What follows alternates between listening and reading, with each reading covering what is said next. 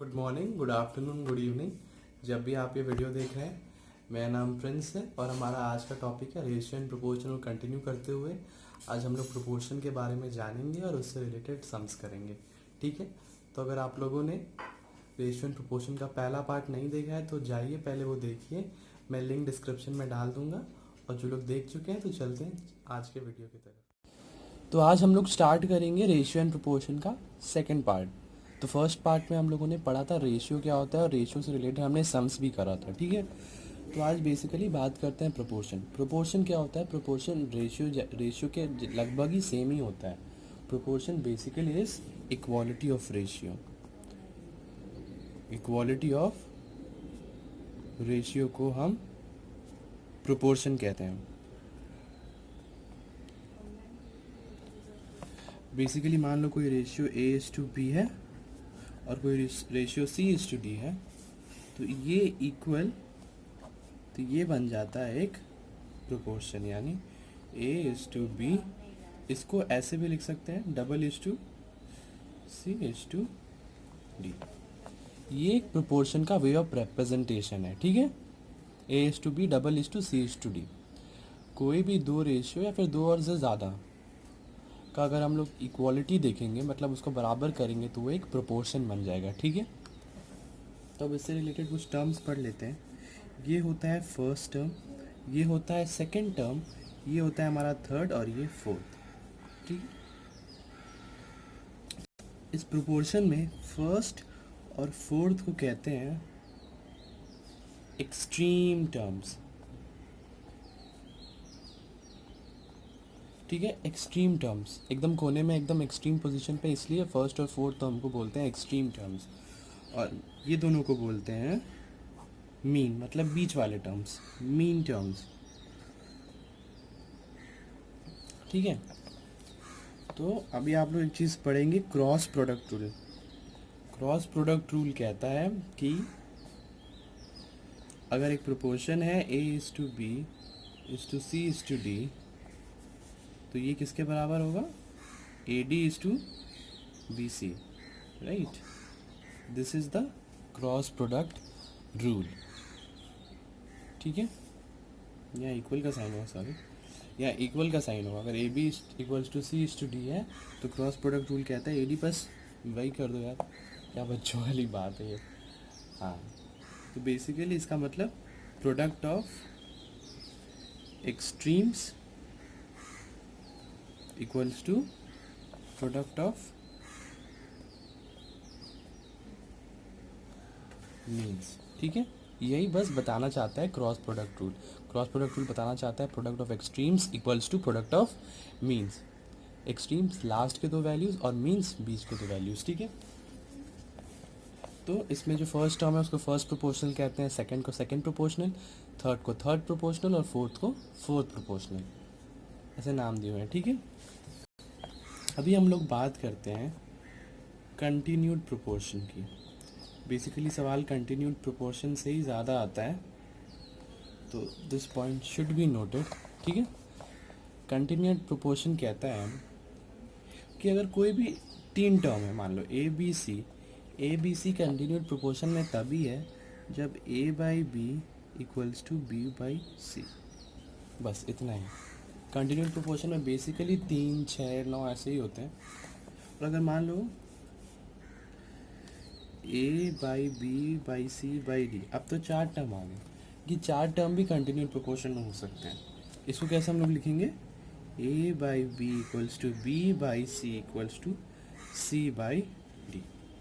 ये भी देखो कंटिन्यूड प्रोपोर्शन में है। तो कंटिन्यूड प्रोपोर्शन क्या होता है?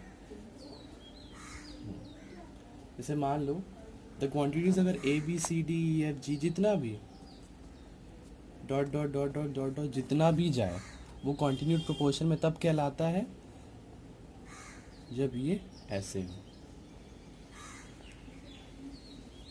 ठीक है, तो इसमें हम लोग क्या चीज़ गौर करें, तो सेकंड टर्म्स वो कॉमन रह जा रहा है, मतलब दोनों में सेकंड टर्म सेम ही रह रहा है। सेकंड टर्म को यहाँ पर हम लोग मीन बोलते हैं, यहाँ पे सेकंड टर्म को हम लोग मीन टर्म बोलते हैं। ठीक है,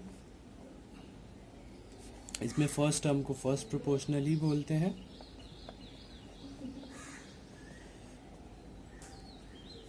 और जो थर्ड टर्म रहता है, बिकॉज सेकेंड टर्म तो बी है ना, उसको हम लोग मीन टर्म बोलते हैं, और थर्ड टर्म को हम लोग कहते हैं थर्ड प्रोपोर्शनल। ठीक है, बस इतना ही जानने की ज़रूरत है। अगर A B C continued proportion है तो ए by B equals to B by C, A B C D proportion में कंटिन्यूड तो ए by B equals to B by C equals to C by D.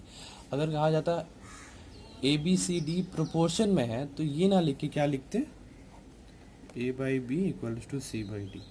Continued proportion में मतलब जो second term है, mean term है, वो repeat हो जाता है हर जगह। देखो बी रिपीट किया बी और सी में, सी भी रिपीट किया बी और डी में, राइट।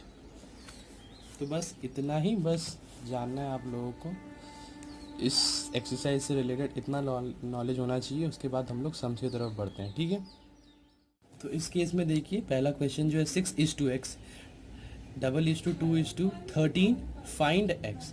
तो क्या कह रहा था, जब प्रोपोर्शन का हो तो extreme terms into mean terms बराबर होते हैं। इसका मतलब 6 × 13 must be equal to 2 × x। यहाँ से 2 कटेगा तो ये बन जाएगा 3। Therefore x equals to 39 is my answer. ठीक है, तो बढ़ते हैं अगले सवाल की तरफ। अगला सवाल है find third proportion to 9 and 15। इसका मतलब देखो आप लोग, ये चीज़ देखने लायक है कि 9 और 15 का हमें थर्ड प्रोपोर्शन आ गया। इसका मतलब ये फर्स्ट और सेकंड है, बट 3 टर्म्स तो प्रोपोर्शन में हो ही नहीं सकते। इसका मतलब ये लोग एक कंटिन्यूड प्रोपोर्शन में है। कंटिन्यूड प्रोपोर्शन में होने के कारण ये हमारा फर्स्ट टर्म है, ये हमारा मीन टर्म है, और जो थर्ड टर्म है वो हमें फाइंड करना है। तो लेट द थर्ड टर्म हम x पकड़ लेते हैं, let the third term x ले लेते हैं। तो प्रोपोर्शन का जब हम लोग फॉर्मूला के हिसाब से बैठाएंगे तो क्या आएगा, 9/15। कंटिन्यूड प्रोपोर्शन में है तो ये 2 बार आएगा x, राइट। तो इधर से 2 to 5 इक्वल्स टू 9x। ठीक है, और यहाँ से ये कटा 25 9 तो ये हो गया x इक्वल्स टू 25 हो गया।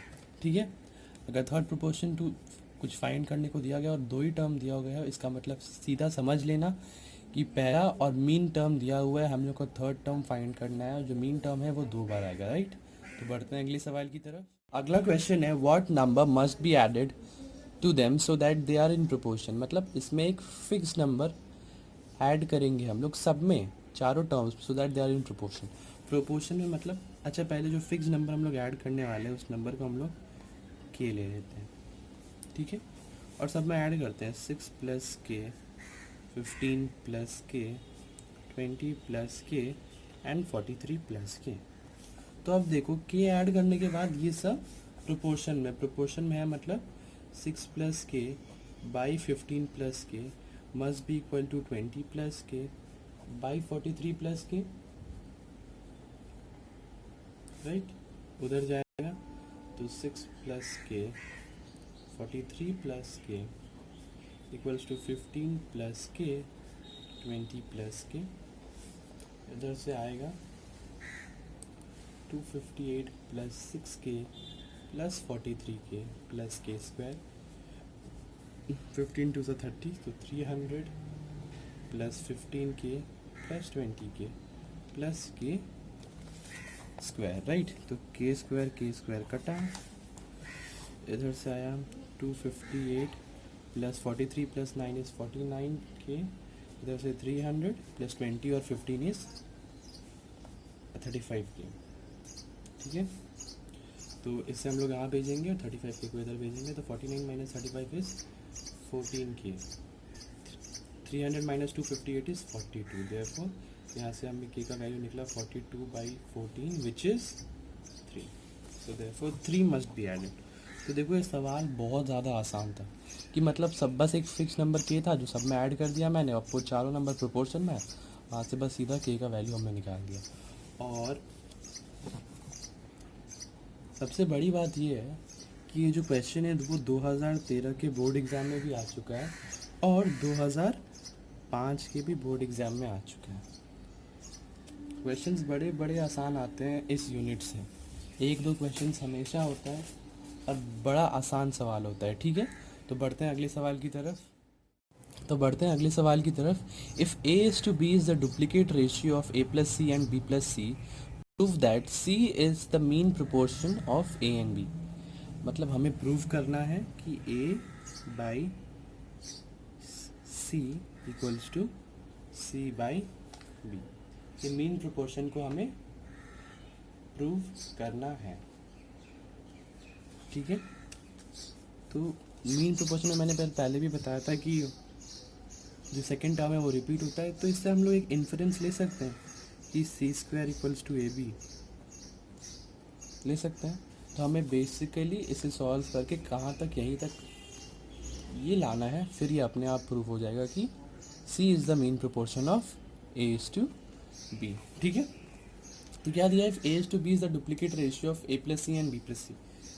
डुप्लीकेट रेशियो हमने पढ़ा था, डुप्लीकेट रेशियो मतलब स्क्वायर हो जाना। तो A इज़ टू B इसके डुप्लीकेट रेशियो के बराबर है। तो डुप्लीकेट रेशियो में तो स्क्वायर होता है ना,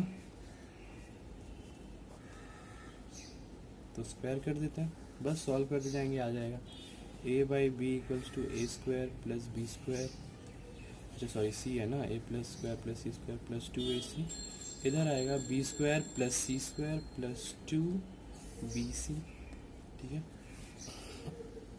ये इधर जाएगा, ये उधर जाएगा, तो ये बनेगा A B square plus A C square plus two A B C, और बी उधर जाएगा तो बनेगा A square B plus B C square plus two A B C. Two A B C दोनों जगह कट जाएगा, राइट।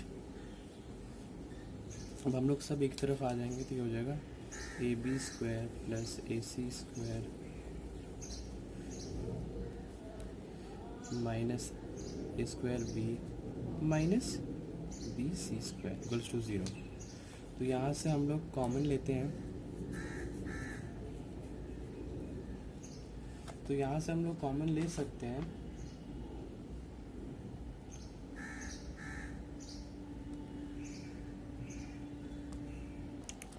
तो इसे ऐसे लिखते हैं a B square minus a square B plus A C square minus b C square, ठीक।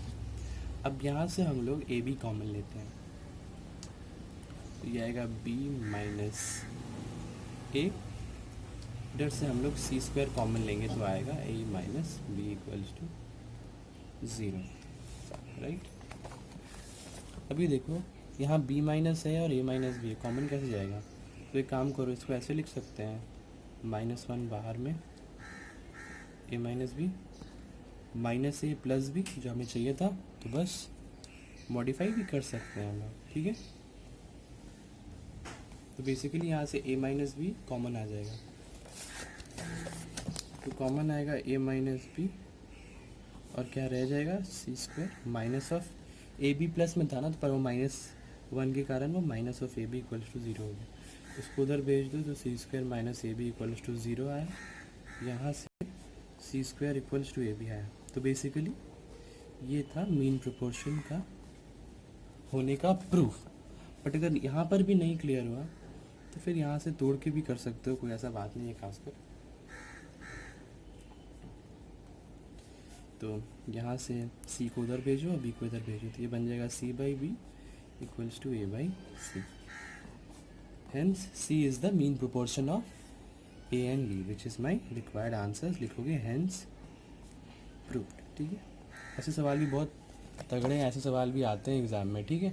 तो बेसिकली इस सवालों में आपको कुछ नहीं करना पड़ता है, बस आपको यहाँ पर आके इस पोजीशन पे आके आपको बस चेक करना होगा कि मैं क्या क्या कॉमन लूँ। बिकॉज देखो ए बी स्क्वायर और ए सी स्क्वायर में मैं ए को भी कॉमन ले सकता था, तो वैसे भी कर सकते हैं, बट मे भी लेंदी हो, बट इसीलिए हम लोग यहाँ पर देखेंगे जो सबसे शॉर्ट तरीके में हो जाए और जो सबसे जल्दी। देखो मेरे को सी स्क्वायर और ए बी कॉमन चाहिए था, आंसर में मेरे को चाहिए, तो मैं यहाँ से सी स्क्वायर ही कॉमन लेता हूँ ताकि मेरा जो सम से ज़्यादा लेंदी ना हो। और यहाँ से मैंने ए बी ही कॉमन लिया बिकॉज ये दोनों साथ में आने वाले हैं ना, ये तो कॉमन होके बाहर निकल जाएगा और ये उधर जाके ज़ीरो हो जाएगा। तो समझे। तो बढ़ते हैं अगले सवाल की तरफ। हैं अगले सवाल की तरफ. Find two numbers such that the mean proportion between them is 28 and the third proportion to them is 24. Question समझना होगा पहले, उससे पहले नंबर्स ले लेते हैं, एक्स और वाई लेते हैं. ठीक है,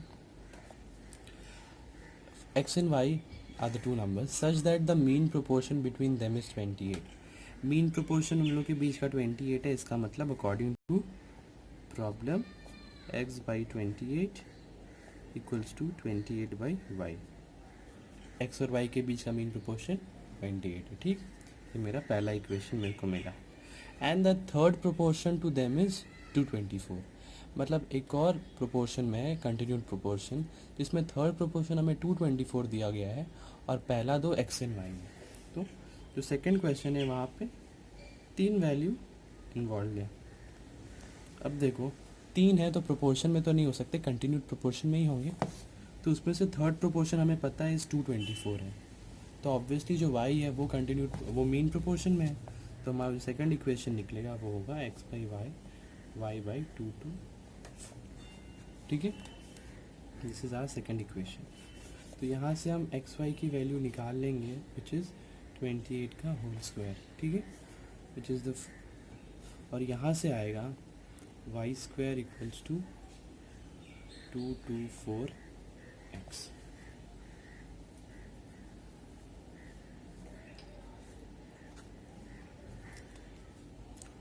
ठीक है, अब यहाँ पर हम लोग, अच्छा x को उधर भेजते हैं तो क्या आएगा, y इक्वल्स टू 28 का whole square by x. Right, अब इस इक्वेशन में y के बदले हम लोग ये पुट कर देंगे.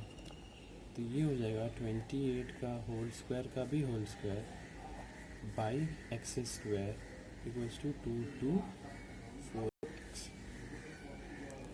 ठीक है, तो ये होता है 28 का whole to the power 4 which is equals to 614656. ठीक है, equals to 224x cube. X square उधर जाएगा, फिर एक्स क्यूब का वैल्यू क्या होगा 614656 डिवाइडेड बाई 224. ठीक है, 224. तो हमें आएगा एक्स क्यूब इक्वल्स टू 2744. ठीक है, तो यहाँ से हमारा x का वैल्यू आएगा 14 because 2744 equals to 14 into 14 into 14. देखो तो यहाँ से हमारा x का वैल्यू 14 निकला. अब y का वैल्यू निकाल लेंगे तो 14 बाई 28 फर्स्ट इक्वेशन से हम लोग ये वैल्यू फाइंड करेंगे 28 बाई वाई. ठीक है, तो 14 टू ज़ा, यहाँ से हमारा y का वैल्यू निकला 28 into 2 which is equals to 56.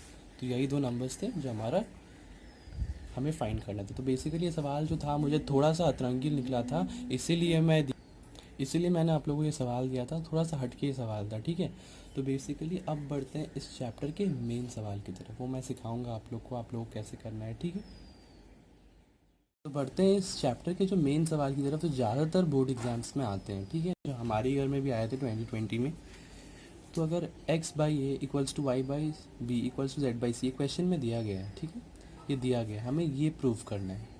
तो बेसिकली यहाँ पर हमें जानना पड़ेगा था के मेथड मतलब हम लोग इसको इक्वल्स टू के ले लेंगे. ठीक है, तो ये यहाँ से बन जाएगा x by A equals to K, Y by B equals to K, Z by C equals to K. तीनों ही तो के बराबर है ना, इक्वल्स टू के. और यहाँ पे बहुत इंपॉर्टेंट है आपको से लिखना. अज्यूम कर रहे हो ना के है तो से लिख दिया करो. ठीक है, तो यहाँ से x का वैल्यू हमें क्या निकला a के, y का वैल्यू हमें क्या निकला b के, और z का वैल्यू हमें क्या निकला c के. और हम लोग क्या करेंगे, इस इक्वेशन में x के बदले a के बैठाएंगे, y के बदले b के, z के बदले c के, और ए बी सी तो वैसे ही का वैसे ही रहेगा. चलो सॉल्व करते हैं. पहले इसको दो हिस्सों में सॉल्व करना पड़ता है. पहले एट LHS. ठीक है, एक्स क्यूब के बदले क्या बिठाओगे, ए के का whole cube by A square, plus Y cube के बदले बिठाओगे बी के का whole cube by B square, यहाँ बिठाओगे सी के का whole cube by C square, तो ये हो जाएगा ए क्यूब के cube by A square plus B cube के cube by B square plus C cube के क्यूब बाई सी स्क्वायर। अब देखो कटेगा, स्क्वायर से क्यूब कटेगा, सब में कट रहा है ना, तो क्या बचा यहाँ पे ए के क्यूब बी के क्यूब प्लस सी के क्यूब, तो यहाँ से हम के क्यूब कॉमन ले लेंगे, तो क्या आएगा ए प्लस बी प्लस सी। ठीक है, ये सिंपलेस्ट फॉर्म में हम लोगों ने इसे सिंप्लीफाई कर दिया है। ठीक है, अब हम लोग बढ़ते हैं RHS की तरफ। RHS को भी हम वैसे ही सिंप्लीफाई करेंगे और देखिएगा आंसर यही आएगा, तो फिर हम लोग ये कंक्लूड कर पाएंगे कि hence proved x plus y plus z का होल क्यूब है। ठीक है, तो यहाँ से हम लोग लिखेंगे ए के प्लस बी के प्लस सी के का whole cube by a plus b plus c का होल स्क्वायर।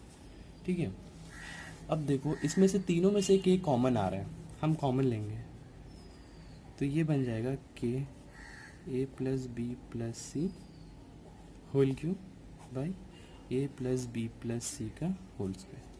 अब के को हम लोग इसमें से बाहर निकालेंगे क्यूब में से। ठीक है, तो ये तो के क्यूब बन जाएगा ना, क्योंकि ये भी क्यूब ब्रैकेट के अंदर है, तो ये बन जाएगा के क्यूब, बाहर निकला a plus b plus c का whole cube by a plus b plus c का होल स्क्वायर। अब देखो ये भी कटेगा, स्क्वायर से क्यूब कटा, तो क्या बचा हम लोग के पास के cube a plus b plus c which is equals to our LHS। ये लिखना है तो लिखोगे hence prove. This is how you gonna solve this questions. ठीक है, मैं और एग्जांपल्स करा देता हूँ। ठीक है, ये क्वेश्चंस बोर्ड्स में आते हैं, 4 मार्क्स का ही आता है, don't expect this to be of 3 marks, ये 4 मार्क्स का ही आता है, जहाँ पर आपको पहले तो अज्यूम करना पड़ेगा,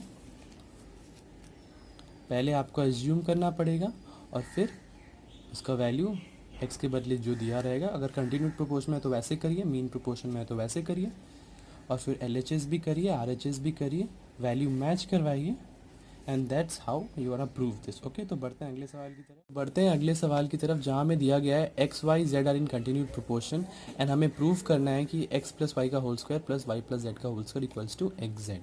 ठीक है, तो कंटिन्यूड प्रोपोर्शन में मतलब x by y equals to y by z. अब इसे भी हम लोग के एज्यूम कर लेंगे।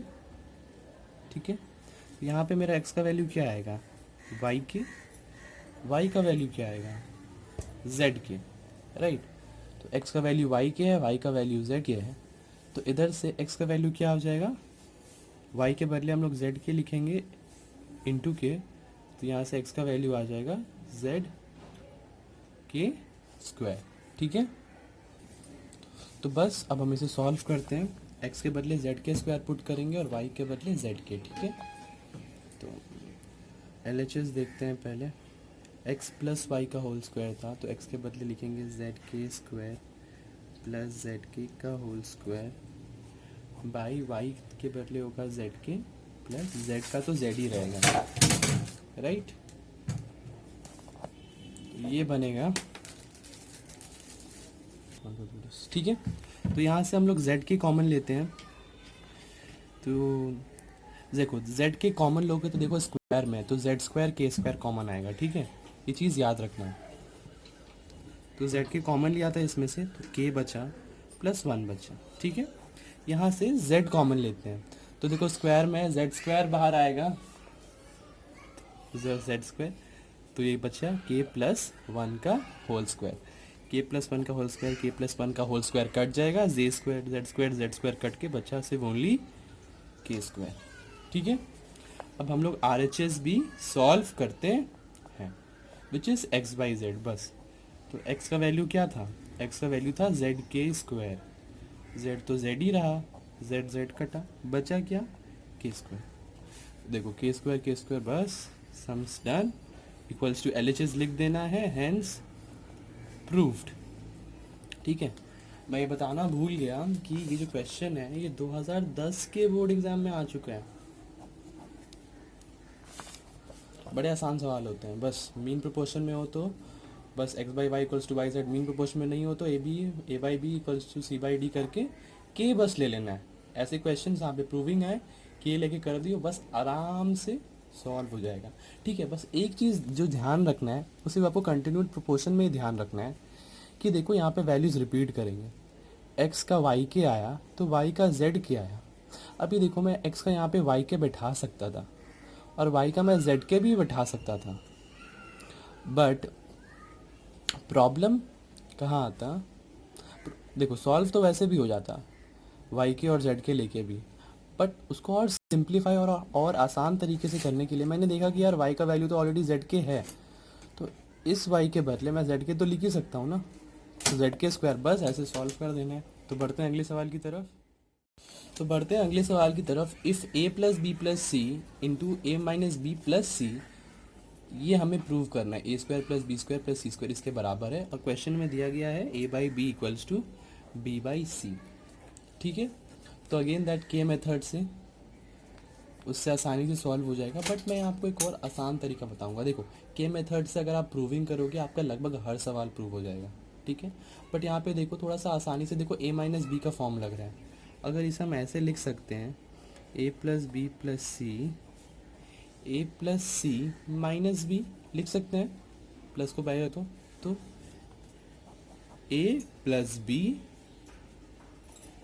अच्छा इसको भी वैसे ही लिखना पड़ेगा तब, तो a plus C plus B, right.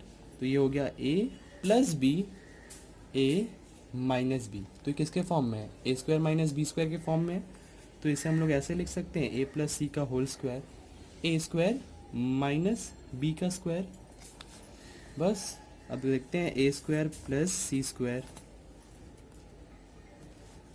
Plus 2ab minus B square. ठीक है, अभी देखो ये क्वेश्चन में दिया गया है हमें कि a by B equals to B by c, मतलब ये कंटिन्यूड प्रोपोर्शन में है, तो यहाँ से बी स्क्वायर का वैल्यू क्या आया, ए सी, राइट, बी स्क्वायर का वैल्यू ए सी ही ना आया। तो अब देखो, अच्छा यहाँ पे ए सी है, ए प्लस सी का स्क्वायर था ना, तो ए सी रहेगा, तो अब इस ए सी को यहाँ से हम लोग रिप्लेस कर देंगे, तो ये बन जाएगा a square plus C square plus 2 a c का a c is equal to b square, तो 2b square minus B square, तो क्या बना, a square plus C square plus B square बना, 2b माइनस बी तो इस B.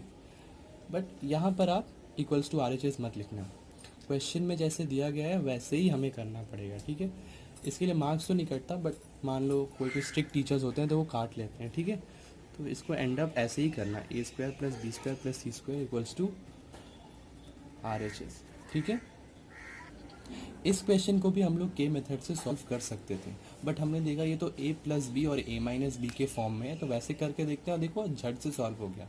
वैसे करके करते तो k के टर्म में LHS भी करते, RHS भी करते। एग्ज़ाम में आपको अपना टाइम बचाना है, you have to do the sums जल्दी से, सही तरीके से, और टाइम के अंदर। टाइम मैनेजमेंट भी कोई चीज़ होती है ना, तो उस हिसाब से हमने ये तरीका अपनाया। ठीक है, ये मेथड से भी आप लोग कर सकते हैं, नो इशू। ठीक है, तो बढ़ते हैं अगले सवाल की तरफ। तो हमारा अगला सवाल हमें दिया हुआ है कि ए बी और सी डी चारों कंटिन्यूड प्रोपोर्शन में थे, तो इसे हम a by B equals to B by C equals to C by D लिख सकते हैं। अगेन के से कर लो यार, हो जाएगा बड़ा आसानी से, के से एज्यूम कर रहे हो, से लिखना मत भूलना। ठीक है, तो यहाँ से हमें a का वैल्यू क्या निकलेगा, तो यहाँ से a बन जाएगा b के, b बन जाएगा c के, और c बन जाएगा d के। अब ये देखो, जैसे मैंने कहा था हमें यहाँ पर b में c के दिया गया है और c का वैल्यू d के है, तो इसे और सिंप्लीफाई करके हम लोग लिख सकते हैं d K into K, hence b equals to D K square. ठीक है, अभी देखो a में b के कहा गया है, तो हमें b का भी वैल्यू पता है, क्या है, डी के स्क्वायर इंटू के, तो देयरफॉर यहाँ से a का वैल्यू निकलेगा डी के क्यूब। तो a के बदले हम लोग को डी के क्यूब बैठाना है, b के बदले डी के स्क्वायर, c के बदले डी के बैठाना है, और d के बदले तो d ही बैठाना है।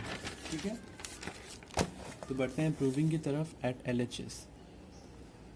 क्वेश्चन था a cube plus B cube plus C cube by b cube plus C cube plus d cube. ठीक है, तो ए के बदले क्या बिठाना था, डी के क्यूब का होल क्यूब, प्लस बी के बदले बिठाना था डी के स्क्वायर का होल क्यूब, सी के बदले डी के बिठाना था, ये भी होल क्यूब, बी के बदले डी के स्क्वायर का होल क्यूब, डी के का होल क्यूब, और डी तो डी था तो डी क्यूब। ठीक है, ये क्या बनता है, डी क्यूब मल्टीप्लाई हो जाता है, क्यूब 3 इंटू 3 इज़ 9, तो ये हो गया के 9 प्लस डी 2 3 ज़ा डी क्यूब प्लस के 2 इंटू 3, तो विच इज़ इक्वल्स टू 6 के 6 प्लस डी के क्यूब इज डी क्यूब के क्यूब। ठीक है, तो यहाँ से ये बन जाएगा d square d cube plus की to the power 6 plus d square के स्क्वायर। अच्छा, ये तो क्यूब है ना, तो डी क्यूब के क्यूब, और डी क्यूब तो डी क्यूब ही है। अब कॉमन लो, यहाँ से डी क्यूब सब में है, डी क्यूब कॉमन लेते हैं, के भी सब में है, के 9 नहीं ले सकते, के 3 लेंगे बिकॉज के 3 सब में है, तो के 3 कॉमन लिया मैंने, तो ये बचा के 6 प्लस के 3 प्लस 1, यही बचा। नीचे से डी क्यूब कॉमन लेते हैं बस, के तो इसमें नहीं है ना, इसलिए के कॉमन नहीं आएगा, तो ये बना के 6 प्लस के क्यूब प्लस 1, पूरा कट गया, डी क्यूब कटा, बचा ओनली के क्यूब। ठीक है, अब बढ़ते हैं at R H S. R H S में हमें दिया हुआ था ए बाई डी, तो ए के बदले हम लोग क्या पुट कर रहे थे तब से, डी के क्यूब बाई डी। देखो ये तो और आसान है, डी डी कटा, बचा के cube which is equals to L H S, hence proved, आपने प्रूफ कर दिया। तो लगभग इस टॉपिक से रिलेटेड जो सेकंड एक्सरसाइज है, मैंने सारे के सारे सवाल आप लोगों को करा दिए हैं। आप लोगों को कोई प्रॉब्लम होगा नहीं आगे इस एक्सरसाइज को सॉल्व करने के लिए। It is a very easy exercise, बस आपको कुछ टर्म्स बस याद रखने हैं, वो मीन प्रोपोर्शन वाले, a by B equals to B by सी, बस वो याद रखना है। Product of extremes equals to product of means, ये जानना है आप लोगों को, और ये के मेथड ऑफ सॉल्विंग, बस ये 3 चीज़ें आपको इस पूरे एक्सरसाइज में हेल्प आउट करेगा आपको सॉल्व करने के लिए। एंड ट्रस्ट मी, आप ये एक्सरसाइज जब सॉल्व करेंगे आपको बहुत अच्छा लगेगा, बिकॉज जब LHS और RHS बराबर आता है ना, ट्रस्ट मी बहुत अच्छी वाली फीलिंग आती है अंदर से कि यार फाइनली प्रूफ तो हो गया। जब मैं ये एक्सरसाइज कर रहा था, जब मैं क्लास 10 में I was in ratio and proportion, तो फर्स्ट एक्सरसाइज तो आसानी से हो गई थी, सेकेंड एक्सरसाइज में ये के मेथड वाली ने मुझे बहुत ज़्यादा प्रॉब्लम दिया था। तो ऐसा एक पॉइंट ऑफ टाइम आया था कि मैं छोड़ ही दिया था बीच में कि यार मुझे करना नहीं है, सेकेंड एक्सरसाइज मैं छोड़ दिया था। ठीक है, बट फिर जब सर ने इस चीज़ मुझे समझाया था अच्छे से, उसके बाद जब ये चीज़ मैंने करा था, तो सवाल बड़े आसान से, मतलब चुटकियों में हो रहे थे सब। और इसको करने टाइम सच्ची में जो मज़ा आता है ना, जब LHS और RHS के वैल्यूज़ बराबर आएंगे, बाय गॉड बहुत अच्छी फीलिंग होगी। ठीक है, तो ये आप लोग एक्सरसाइज करो, बहुत मज़ा आएगा एक्सरसाइज करने में। मैं इससे रिलेटेड सम्स और सवाल भी डाल दूँगा।